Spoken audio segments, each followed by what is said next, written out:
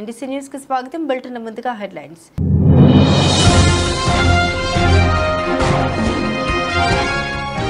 Russia అధ్యక్షుడు Putin పై biopic, ఏఐతో పాత్ర సృష్టి.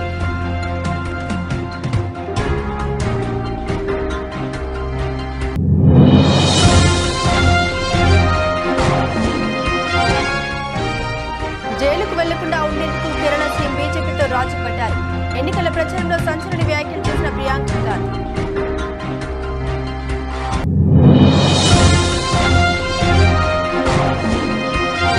వైఎస్ వివేక కేసుపై సంచలన వ్యాఖ్యలు చేసిన సీఎం జగన్. షర్మిలపై ఫైర్ అయిన వైఎస్ఆర్సీపీ అధినేత.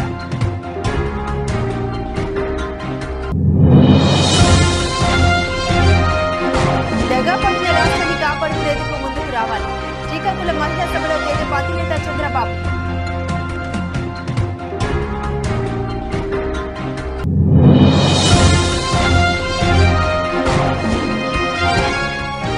మళ్లీ బయటకు వచ్చిన బర్రెనక. నాగర్ కర్నూలు పార్లమెంట్ స్థానం నుండి స్వతంత్ర ఎంపీ అభ్యర్థిగా నామినేషన్ వేసిన శిరీష.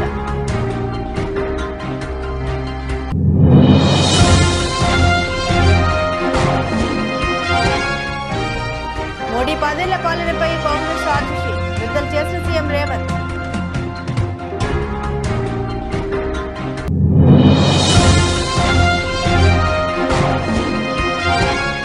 మోదీ ఢిల్లీ అన్నారు, జగన్ వాషింగ్టన్ అన్నారు. చివరకు మిగిలింది మట్టే. జగన్ పై షర్మిల ఫైర్.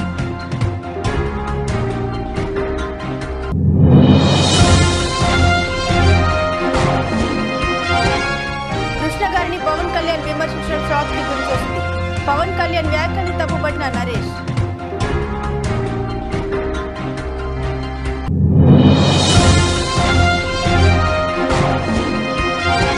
బౌండరీ లైన్ వద్ద అద్భుత ఫీల్డింగ్ తో ఢిల్లీ జట్టును గెలిపించిన టీస్టాన్ స్టబ్స్.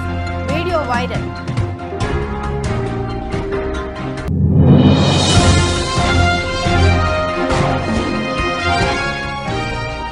స్పీడ్ పెంచిన సలాటు. త్వరలో ప్రభాస్ ని కనుగొన్న ప్రశాంత్ ని.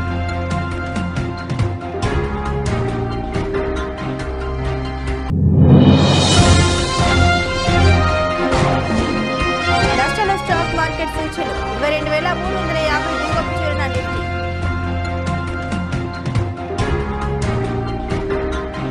అనేక వివాదాలకు కేర్ ఆఫ్ అడ్రస్ రష్యా అధ్యక్షుడు వ్లాదిమిర్ పుతిన్ జీవితంపై ఒక బయోపిక్ తెరకెక్కింది. పోలాండ్కు చెందిన డైరెక్టర్ బెసెలిల్ ఈ సినిమాను తెరకెక్కించారు. ఈ సినిమాకు పుతిన్ అని పేరు పెట్టారు. ఇప్పటికే 2.5 నిమిషాల ట్రైలర్ను విడుదల చేశారు. పుతిన్ కు సంబంధించిన 6 దశాబ్దాల జీవితంలోని అనేక అంశాలను ఈ చిత్రంలో చూపించనున్నారట. చిత్రాన్ని సైకలాజికల్ థ్రిల్లర్ గా పేర్కొనడం గమనార్హం. పుతిన్ పాత్రను కృత్రిమ మేధ ఏఐ ద్వారా సృష్టించారు. Russia, Ukraine, Syria, Jordan, Poland లో చిత్రీకరించారు. సెప్టెంబర్ 26న సినిమాను రిలీజ్ చేయనున్నారు. 2024 లోక్సభ ఎన్నికల 2వ దశ ప్రచారం సందడి తగ్గింది. ఏప్రిల్ 26న కేరళలోని వాయనాడ్తో సహా 88 స్థానాలకు ఓటింగ్ జరగనుంది. ఇండియా కూటమిలో స్నేహబంధం మరోసారి సడలినట్లు కనిపిస్తోంది. రాహుల్ గాంధీ తర్వాత ప్రియాంక గాంధీ కూడా కేరళ సీఎం పినరై విజయన్ పై మండిపడ్డారు. సిపిఐ ఎంఎంకు మద్దతు ఇస్తున్న స్వతంత్ర ఎమ్మెల్యే రాహుల్ గాంధీకి డిఎన్ఏ పరీక్షలు చేయాలని డిమాండ్ చేశారు. దీనిపై ప్రియాంక స్పందిస్తూ జైలుకు వెళ్లకుండా ఉండేందుకు కేరళ సీఎం బీజేపీతో ఒప్పందం చేసుకున్నారని పేర్కొన్నారు.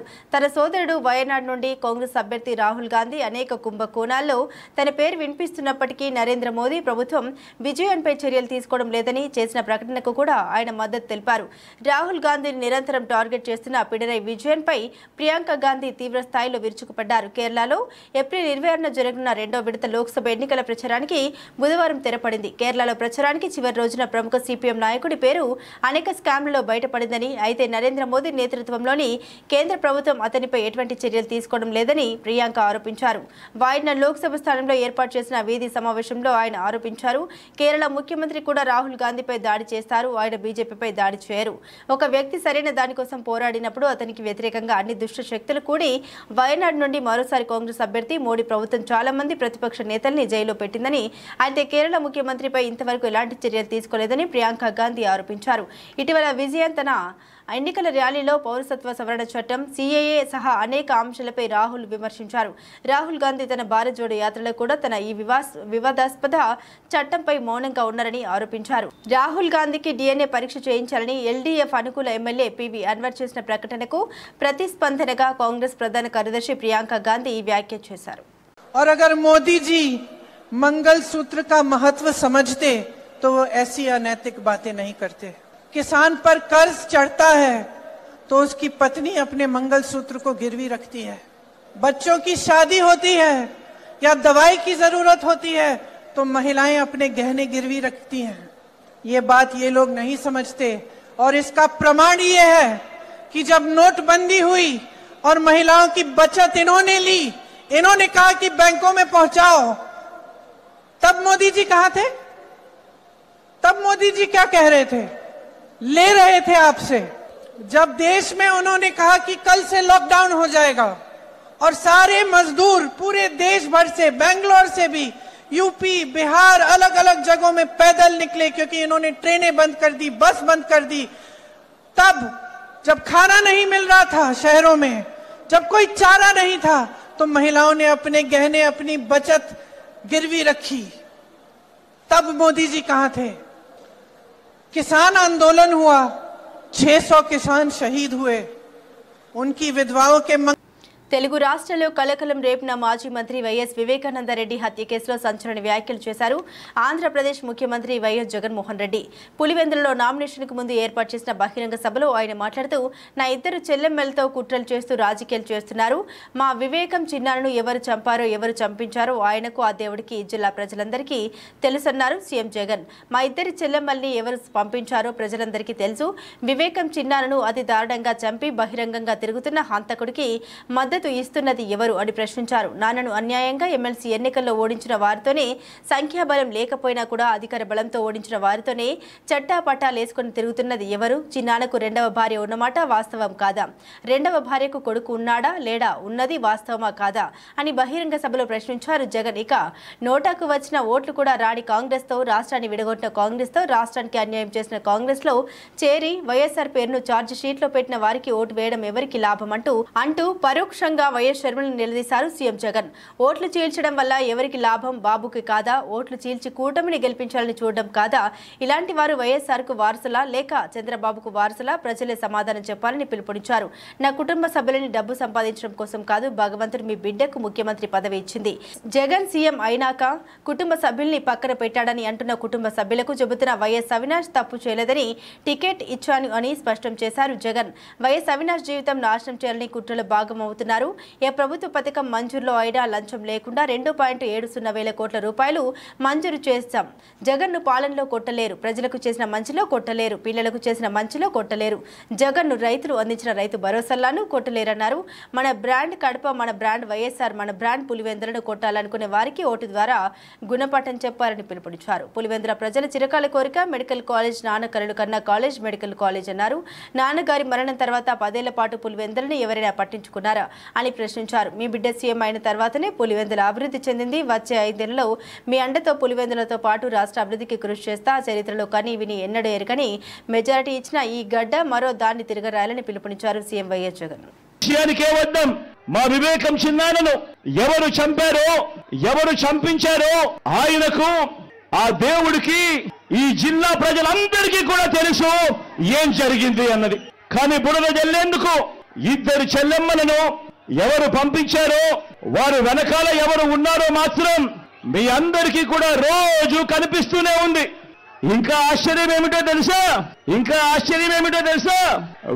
వివేకం చిన్నారను అతి దారుణంగా చంపి, అవును నేనే చంపాను అని అతి హేయంగా బహిరంగంగా చెప్పుకుంటూ తిరుగుతున్న హంతకుడికి మద్దతు ఇస్తున్నది ఎవరు? మీరే రోజు చూస్తున్నారు కదా అని అడుగుతా ఉన్నాను. చిన్నారను అన్యాయంగా ఎమ్మెల్సీ ఎన్నికల్లో ఓడించిన వారితోనే, సంఖ్యాబలం లేకపోయినా కూడా ప్రలోభాలతో, అధికార బలంతో ఓడించిన వారితోనే ఈరోజు చట్టా పట్టాలు వేసుకొని తిరుగుతా ఉన్నారు అనంటే దానికి అర్థమేమిటి అని చెప్పి సందర్భంగా అడుగుతా ఉన్నా. చిన్నానకు రెండో భార్య ఉన్న మాట వాస్తవం అవునా కాదా?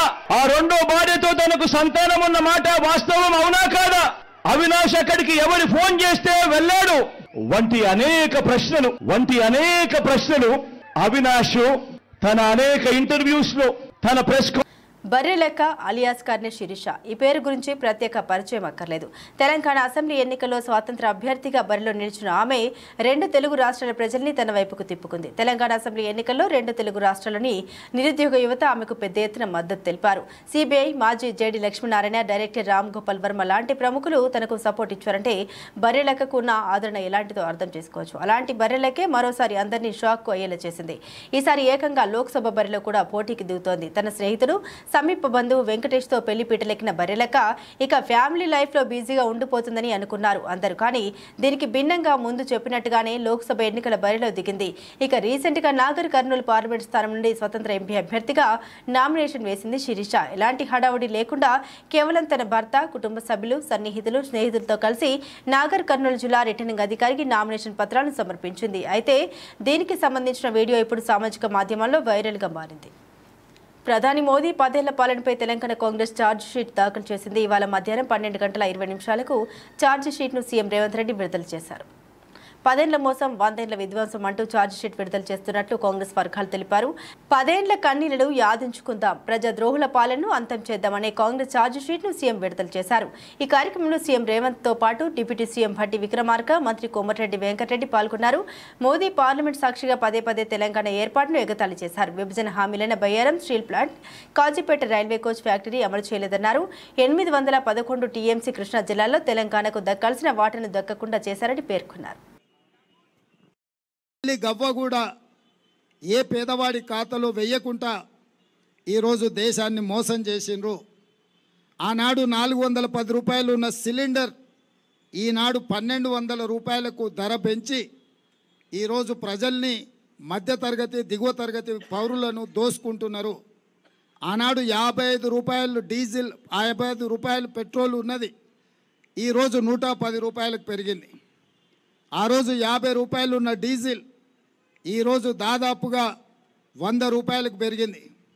ఆ రోజు 80 రూపాయలు ఉన్న మంచి నూనె ఈరోజు 180 రూపాయలు అయ్యింది. కందిపప్పు కూడా 180 రూపాయలు అయ్యింది. సామాన్యుడు బ్రతకలేని విధంగా నిత్యావసర వస్తువుల ధరలను విపరీతంగా పెంచిండ్రు. జీఎస్టీ పేరు మీద దోపిడీ. రాష్ట్రానికి రాజధాని లేదు, రాజధాని లేని రాష్ట్రం ఎక్కడా లేదు. మన రాష్ట్రానికే ఈ దుస్థితి, మనకు చేతిలో చిప్ప తప్ప ఏమీ లేదు అంటూ ఏపీసీసీ చీఫ్ వైఎస్ షర్మిలారెడ్డి వ్యాఖ్యలు చేశారు. ఎన్నికల ప్రచారంలో భాగంగా గురువారం విజయవాడలో నిర్వహించిన బహిరంగ సభలో షర్మిల మాట్లాడుతూ జగన్, చంద్రబాబు మోదీలపై తీవ్ర స్థాయిలో విరుచుకుపడ్డారు. షర్మిల చంద్రబాబు సిరంగపూర్ అన్నారని, 3D గ్రాఫిక్స్ చూపించి 30,000 ఎకరాలు తీసుకున్నారని తెలిపారు. 2015లో మోడీ వచ్చి భూమి పూజ చేసి యమునా నది నుండి మట్టి తెచ్చి ఇచ్చారని, ఇక మనకు చివరకు మిగిలింది మట్టి అంటూ కామెంట్స్ చేశారు. ఢిల్లీని తలదన్ని రాజధాని ఉండాలని మోడీ చెప్పారని, బాబు సింగపూర్ లాంటి రాజధాని అన్నారన్నారు. ఆంధ్రుల ఆత్మగౌరవ రాజధాని అన్నారని, అమరావతి కాస్త చివరికి భ్రమరావతి చేశారంటూ మండిపడ్డారు. హైదరాబాద్ తానే కట్టారని చంద్రబాబు అన్నారని, హైదరాబాద్కు మించిన రాజధాని అని మళ్లీ చెప్పారన్నారు.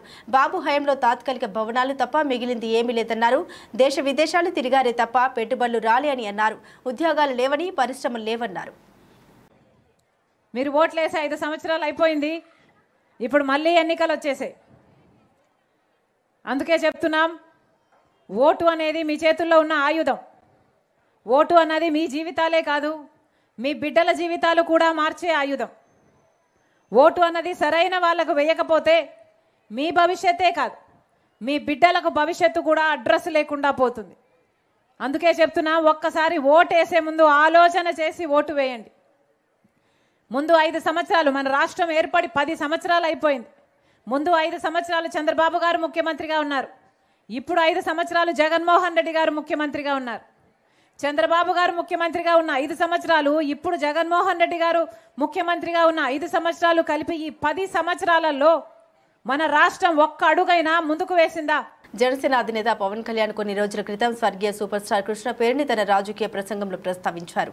తెలుగుతనానికి ప్రపంచవ్యాప్తంగా గుర్తింపు తెచ్చిన నందమూరి తారక రామారావు గారితో ఏ రోజు మిగతా సినిమా హీరోలు ఎవరూ సహకరించలేదు అని చెప్పారు. పవన్ కళ్యాణ్ కొంతమంది కాంగ్రెస్ లో ఉన్నారు, కృష్ణ గారు కాంగ్రెస్ లో ఉన్నారు, కోట శ్రీనివాస్ గారు వేరే పార్టీలో ఉన్నారు. ఎన్టీఆర్ గారిని విమర్శించే వాళ్ళు, కానీ ఏ రోజు ఎన్టీ రామారావు గారు కృష్ణ గారిని ఒక్క మాట కూడా అనలేదు. అది ఎన్టీఆర్ సంస్కారం అని చెప్పారు పవన్ కళ్యాణ్ తన రాజకీయ ప్రసంగంలో.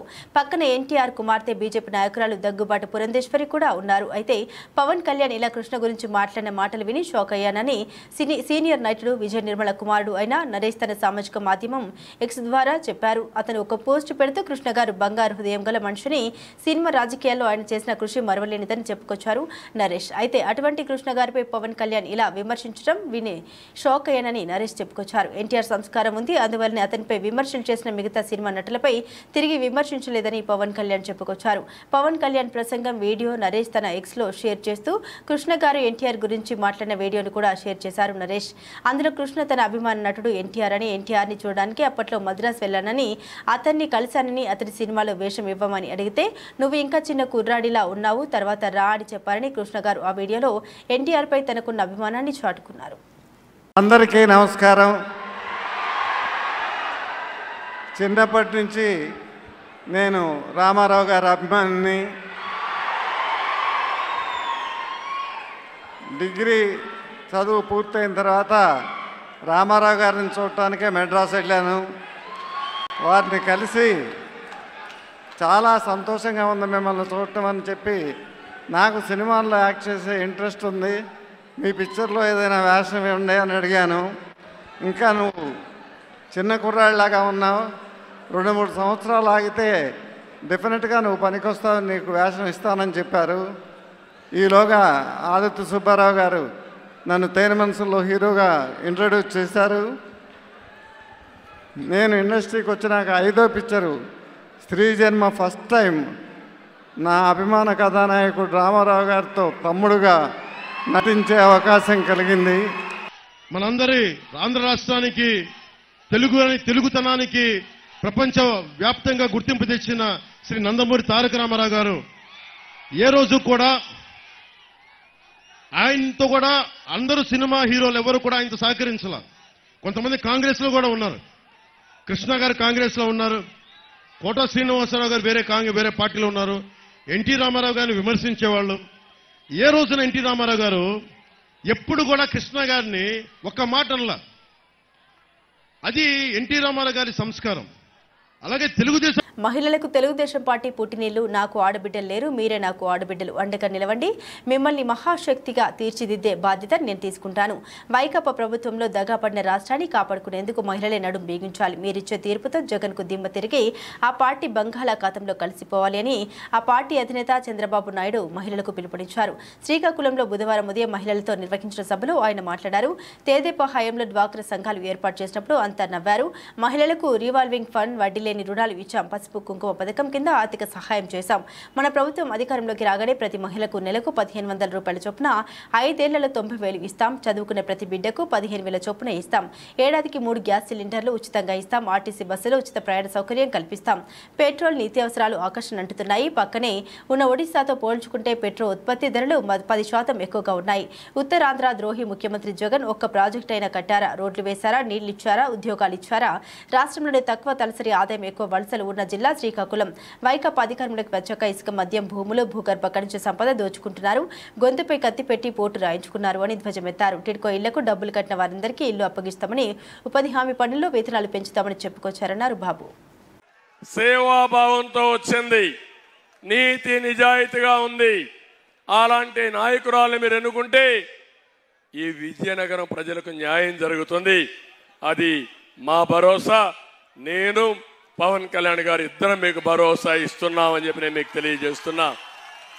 రెండోది, కె అప్పలనాయుడు ఒక సాధారణమైన కార్యకర్త. ఈరోజు విజయనగరం ఎంపీగా ఇచ్చామంటే అది మా ఆలోచన విధానం. సైకో జగన్ ఎవరికి ఇస్తాడంటే డబ్బులుండే వాళ్ళకి, లేకపోతే కాళ్ళు పట్టుకునే వాళ్ళకి, లేకపోతే ఊడిగం చేసే వాళ్ళకి ఇస్తారు. ఐపీఎల్ 2024 టోర్నీలో భాగంగా బుధవారం అరుణ్ జైట్లీ స్టేడియంలో Gujarat Titans versus Delhi Capitals జట్ల మధ్య మ్యాచ్ జరిగింది. చివరి చివరి బాల్ వరకు ఉత్కంఠభరితంగా సాగిన ఈ మ్యాచ్లో 4 పరుగుల తేడాతో ఢిల్లీ జట్టు విజయం సాధించింది. దీంతో ఈ సీజన్లో ఢిల్లీ 4వ విజయాన్ని అందుకుంది. తొలుత బ్యాటింగ్ చేసిన ఢిల్లీ క్యాపిటల్స్ జట్టు 224 పరుగులు చేసింది. 225 పరుగుల లక్ష్య ఛేదనలో గుజరాత్ పోరాడి ఓడింది.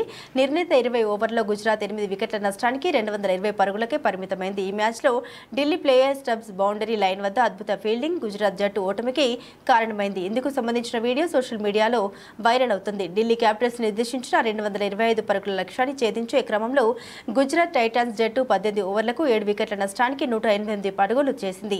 ఆ సమయంలో రషీద్ ఖాన్, సాయి కిషోర్ క్రీజుల్లో ఉన్నారు. రషీద్ ఖాన్ క్రీజులో ఉండడంతో గుజరాత్ జట్టు గెలుపుపై ఆశలు పెట్టుకుంది. 19వ ఓవర్ రసిక్ సలాం వేయగా తొలి బంతిని రషీద్ ఖాన్ 4 కొట్టాడు. రెండో బంతిని 6 కొట్టే క్రమంలో బౌండరీ లైన్ వద్ద స్టబ్స్ గాల్లోకి ఎగిరి అద్భుతమైన క్యాచ్ అందుకునే ప్రయత్నం చేశాడు. కానీ వీలు కాకపోవడంతో గాల్లో ఉండగానే చేతిలో బంతిని మైదానంలోకి విసిరాడు. దీంతో 6 పరుగులు రావాల్సింది 1 పరుగు మాత్రమే వచ్చింది. 19 ఓవర్లో మొత్తం గుజరాత్ టైటాన్స్ 18 పరుగులు రాబట్టింది. దీంతో స్కోర్ 200 పరుగులు దాటింది. బాహుబలి 2 తర్వాత ప్రభాస్ రేంజ్ కి తగ్గ హిట్ కోసం ఎదురుచూసిన అభిమానులకు సలార్ సినిమాతో భారీ హిట్ అందించాడు. గత డిసెంబర్లో ప్రశాంత్ నీల్ దర్శకత్వంలో ప్రభాస్ హీరోగా తెరకెక్కిన సలార్ సినిమా రిలీజ్ అయి భారీ విజయం సాధించి ఏకంగా 700 కోట్ల గ్రాస్ కలెక్షన్స్ ను వసూలు చేసింది. ఫుల్ లెంత్ యాక్షన్ ఎంటర్టైనర్ గా తెరకెక్కిన సలార్ సినిమాపై ఉన్న అంచనాలు అందుకొని ప్రభాస్ ఫ్యాన్స్ కి ఫుల్ జోష్ ఇచ్చింది. ఇక సలార్ 2 కూడా ఉందని ముందే ప్రకటించారు. సలార్ సినిమాలో క్లైమాక్స్ లో ప్రభాస్ కి ఇచ్చిన ఎలివేషన్ చూసి పార్ట్ 2 కోసం అభిమానులు ఎంతగానో ఎదురు చూస్తున్నారు. అయితే ప్రస్తుతం ప్రభాస్ కల్కి రాజా సాబ్ సినిమాలతో బిజీగా ఉన్నారు. ప్రశాంత్ నీల్ మాత్రం సలార్ 2 ప్రీ ప్రొడక్షన్ పనులతో బిజీగా ఉన్నారు. తాజా సమాచారం ప్రకారం Salaar 2 cinema pre production work almost అయిపోయిందని టాక్ వినిపిస్తోంది. త్వరలోనే ప్రశాంత్ నీల్ ప్రభాస్ ని కలిసి సలార్ 2 కొత్త మొత్తం డైలాగ్ వర్షన్ తో వినిపించనున్నారట. ప్రభాస్ తో పాటు మిగిలిన యాక్టర్స్ ని కూడా కలిసి సలార్ 2 నేరేషన్స్ ఇవ్వనున్నట్లు సమాచారం. అలాగే పార్ట్ 1 లో ఉన్న శృతి హాసన్, శ్రీయారెడ్డి, బాబీ సింహ, పృథ్వీరాజ్, సుకుమారన్ లాంటి స్టార్ యాక్టర్స్ తో పాటు మరి కొంతమంది యాక్టర్స్ కూడా సలార్ 2 లో కొత్తగా చేరనున్నట్లు తెలుస్తోంది. కల్కి ఆల్రెడీ షూట్ పూర్తి చేసుకుని పోస్ట్ ప్రొడక్షన్ లో ఉంది. రాజసాబ్ కూడా షూటింగ్ పూర్తి చేసుకుంటే 2025లో ప్రశాంత్ నీల్ సలార్ 2 షూట్ మొదలు పెడతారని సమాచారం. దేశీయ స్టాక్ మార్కెట్ సూచీలు గురువారం నష్టాలతో ప్రారంభమయ్యాయి. ఆసియా మార్కెట్లలోని ప్రతికూల కదలికలు దేశీయంగా ప్రభావితం చేస్తున్నాయి. ఉదయం 9:31 సమయంలో సెన్సెక్స్ 175 పాయింట్ల నష్టంతో 73,677 వద్ద ట్రేడ్ అవుతుంది. నిఫ్టీ 65 పాయింట్లు కుంగి 22,336 దగ్గర కొనసాగుతుంది. డాలర్తో పోలిస్తే రూపాయి మారకం విలువ 83.36 వద్ద ప్రారంభమైంది. సెన్సెక్స్ 300 సూచీలో Axis Bank, HCL Tech, Sun Pharma, Power Grid, ITC, Tech Mahindra, TCS, SBI, Nestle India, HDFC Bank, Tata Motors, IndusInd Bank షేర్లు లాభాల్లో ఉన్నాయి. Kotak Mahindra Bank, HUL, Maruti, Asian Paints, Titan, M&M, JSW Steel, LIT, Reliance, Bajaj Finserv stock నష్టాలు కొనసాగుతున్నాయి. America మార్కెట్లు బుధవారం ఇంట్రాడేలో ఒడిదుడుకుల్లో చలించినప్పటికీ చివరకు లాభాలతో ముగిశాయి. నేడు ఆసియా ప్రధాన సూచీలు ప్రతికూలంగా ట్రేడ్ అవుతున్నాయి. అంతర్జాతీయ మార్కెట్లో బ్యారెల్ బ్రెంట్ చమురు ధర $88.07 వద్ద ట్రేడ్ అవుతుంది. విదేశీ సంస్థాగత ముదుపర్లు బుధవారం నికరంగా 2,511.74 కోట్ల విలువ చేసే వాటాలను విక్రయించారు. దేశీయ సంస్థాగత ముదుపర్లు 3,809.90 కోట్ల షేర్లను కొనుగోలు చేశారు. మీడియా సమక్షంలో బహిరంగ చర్చకు రావాలని బూడి ముత్యాల నాయుడుకి సవాల్ విసిరారు CM Ramesh. Anakapalli YCP MP అభ్యర్థి బూడి ముత్యాల నాయుడు సోమవారం నామినేషన్ అనంతరం మీడియా సమక్షంలో బీజేపీ కూటమి ఎంపీ అభ్యర్థి సీఎం రమేష్ పై విరుచుకుపడ్డారు. సీఎం రమేష్ కి ఢిల్లీలో గల్లీలు తప్ప అనకాపల్లి జిల్లాలో గల్లీల కోసం ఏం తెలుసన్నారు. చార్టెడ్ ఫ్లైట్లలో ఖరీదైన కారులో తిరిగే సీఎం రమేష్ బ్యాంకు కుంభకోణాలు చేసి ఆ డబ్బులతో అనకాపల్లిలో పారిశ్రామికవేత్తగా చలామణి అవుతున్నారన్నారు. ముత్యాల నాయుడు సీఎం రమేష్ పై చేసిన నిరూపరాధారణ వ్యాఖ్యల్ని ఖండించిన సీఎం రమేష్, నాకు ఢిల్లీలో గల్లీలు తెలుసు, అనకాపల్లి జిల్లాలో ప్రజలు ఎదుర్కొంటున్న పరిస్థితులు తెలుసు. ఇవన్నీ తెలియకుండా అధిష్టానం ఊరికనే అనకాపల్లి పంపించలేదన్నారు. సీఎం రమేష్ పై వైసీపీ నాయకులు చేస్తున్న అసత్య ప్రచారాలు ఆయన మండిపడ్డారు. 10:50 to 11:15 ఏదో ఉంది. నేను 10:15 ఆల్మోస్ట్ 11 o'clock అదే నామినేషన్ మామూలుగానే వెళ్ళేసి. అందరికీ నమస్కారం. ఈరోజు ముఖ్యంగా ఈ సమావేశం రేపు నామినేషను. నన్ను క్వశ్చన్లు అడగచ్చు, బూడి ముత్యాలను క్వశ్చన్లు అడగచ్చు, వాళ్ళ 7 మందిని అడగచ్చు. బట్ వాళ్ళ 7 మంది ప్లస్ 8 మందికి నేను ఒక్కడనే సమాధానం చెప్తాను. ఫుల్ డేటా పాపులేషన్ కాడి నుంచి గవర్నమెంట్ సెంట్రల్ గవర్నమెంట్ ఎన్ని స్కీమ్స్ వస్తున్నాయి, దాంట్లో ఈ కాన్స్టిట్యున్సీలో ఎంత బెనిఫిషియర్స్ ఉన్నారు, కాన్స్టిట్యున్సీ వైజ్ కావాలంటే తీసుకుందాం, మండల వైజ్ కావాలంటే తీసుకుందాం, ఎంటైర్ పార్లమెంట్ కావాలంటే కూడా తీసుకుందాం. దేనికి ఎంతమంది ఓటర్లు ఉన్నారు, కులాల వారీగా, మతాల వారీగా ఏ క్వశ్చన్స్ కూడా ఇక్కడ స్కీమ్స్ బెనిఫిషియర్స్ అన్నీ కూడా మాట్లాడుకుందాం. దానికి సిద్ధమా అని చెప్పేసి నేను అడుగుతున్నాను. మీరు సిద్ధమైతే నేనైతే సిద్ధం. మీడియా సమక్షంలోనే మనం ఎందుకు డిబేట్ పెట్టుకుంటే పబ్లిక్ కూడా పార్లమెంట్ ఎన్నికల సందర్భంగా మల్కాజ్గిరి బీఆర్ఎస్ పార్టీ అభ్యర్థి రాగిడి లక్ష్మారెడ్డి గారి నామినేషన్ కార్యక్రమంలో భాగంగా జరిగిన రోడ్ షో సభ కార్యక్రమాల్లో BRS party working president KT Ramarao గారితో కలిసి పాల్గొనడం జరిగింది. ఈ కార్యక్రమంలో ఎమ్మెల్సీలు షంబీపూర్ రాజు, సురభివాణి, దేవి, దయానంద్ గుప్తా, ఎమ్మెల్యేలు KP Vivekananda, Krishnarao, Rajasekhar Reddy, Sudhir Reddy, Laxmareddy, BRS party MP అభ్యర్థి రాగిడి లక్ష్మారెడ్డి, మేడ్చల్ నియోజకవర్గం ఇన్ఛార్జ్ మహేందర్ రెడ్డి, రాష్ట్ర బీఆర్ఎస్ పార్టీ యువ నాయకులు డిఆర్ భద్రారెడ్డి, మేయర్లు, చైర్మన్లు, కార్పొరేటర్లు, కౌన్సిలర్లు, నాయకులు, కార్యకర్తలు తదితరులు పాల్గొన్నారు. ఒక ఆలోచనతో పనిచేద్దాం తప్ప లక్ష్మారెడ్డి ఫోన్ చేసిండా లేదా, లక్ష్మారెడ్డి మా ఇంటికి వచ్చిండా లేదా, లక్ష్మారెడ్డి మా గల్లీకి వచ్చిండా లేదా, మా నియోజకవర్గంలో కనబడ్డా లేదా అన్నది కాదు. ఇవాళ రాగిడి లక్ష్మారెడ్డి గారు 37 లక్షల ఓట్లుండే కాన్స్టిట్యున్సీలో ఇంటింటికి రాలేడు, ప్రతి మనిషిని కలవలేడు. కానీ మనమే మీదేసుకోవాలి, తన్లాడాలి, కొట్లాడాలి, మన పార్టీని గెలిపించుకునే ప్రయత్నం చేయాలి. ముఖ్యంగా जितने भी हमारे माइनॉरिटी भाई बहन है, आप तमाम भाइयों से बहनों से मैं एक बार सोचने के लिए मजबूर करना चाहता हूं, आपको गौर करने के लिए मैं गुजारिश करता हूं. आप 1 मिनट के लिए सोचिए. आज जो यहाँ पे एक डम्मी कैंडिडेट को खड़ा करके कांग्रेस पार्टी वाले, एक पटनम सुनीता महेंद्र रेड्डी बोल के, जिनका कोई ताल्लुकात नहीं है यहाँ पे, जिनका कोई वास्ता नहीं है, जिनका कोई रिश्ता नहीं है, जिनका कोई है ही नहीं यहाँ पे, उनको लाके जबरदस्ती बीजेपी को जिताने की कोशिश कर रहे हैं. ना सिर्फ मलकाजगिरी में बल्कि सिकंदराबाद में, चेवेल्ला में, बहुत जगह आज छोटे भाई रेवंत रेड्डी बड़े भाई को आभारी हो गए, इसलिए उनकी आज जीत के लिए कोशिश कर रहे हैं. आप देखिएगा, 1 मिनट सोचिए, 1 मिनट. रेवंत रेड्डी जो आदमी है किसके लिए काम कर रहा है? बड़े भाई राहुल गांधी के लिए काम कर रहा, मोदी के लिए काम कर रहा. राहुल गांधी बोलता ऊपर दिल्ली में चौकीदार चोर है. चौकीदार बोलते कौन है? सेक्यूरिटी. चौकीदार అంటే बोले చౌకీదార్ చోర్ హై అంటాడు రాహుల్ గాంధీ. మనోడేమంటాడు ఇక్కడ ఉన్నాడు? బడే భాయ్ నరేంద్ర మోదీ हमारे बड़े भाई है. बोलो చోర్ है ना. అక్కడనేమో రాహుల్ గాంధీ అంటాడు గుజరాత్ మోడల్ బక్వాస్ అంటాడు. ఈయనేమంటాడు नहीं नहीं नहीं नहीं नहीं, गुजरात मॉडल बहुत अच्छा मॉडल है, हम गुजरात. బులెటిన్ ముగించే ముందు హెడ్లైన్స్ మరోసారి.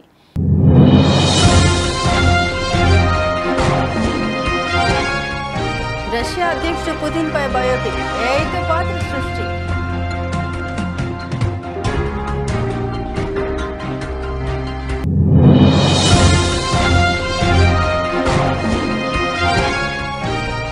జైలుకు వెళ్లకుండా ఉండేందుకు కేరళ సీఎం బీజేపీతో రాజీ పడ్డారు. ఎన్నికల ప్రచారంలో సంచలన వ్యాఖ్యలు చేసిన ప్రియాంక గాంధీ.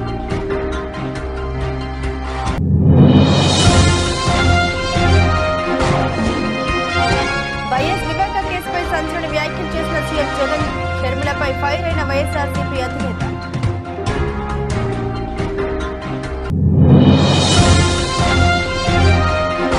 దగాపడిన రాష్ట్రాన్ని కాపాడుకునేందుకు ముందుకు రావాలి. శ్రీకాకుళం మహిళా సభలో తెదేపా అధినేత చంద్రబాబు.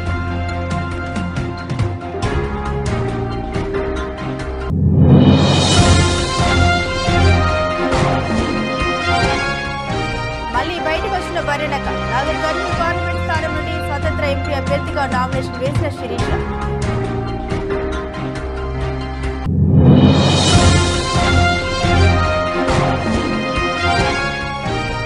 మోడీ 10 ఏళ్ల పాలనపై కాంగ్రెస్ ఆర్టీసీ విడుదల చేసిన సీఎం రేవంత్.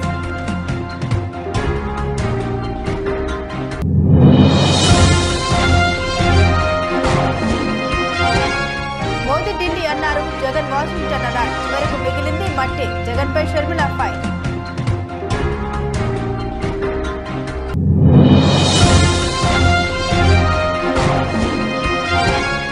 కృష్ణ గారిని పవన్ కళ్యాణ్ విమర్శించడం షాక్ కి గురి చేసింది. పవన్ కళ్యాణ్ వ్యాఖ్యల్ని తప్పుపట్టిన నరేష్.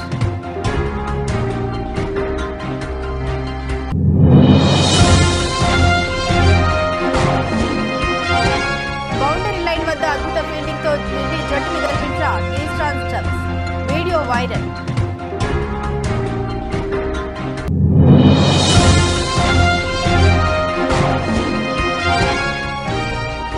స్పీడ్ పెంచిన సలాటు, త్వరలో ప్రభాస్ ని కనుగొన్న ప్రశాంత్ ని.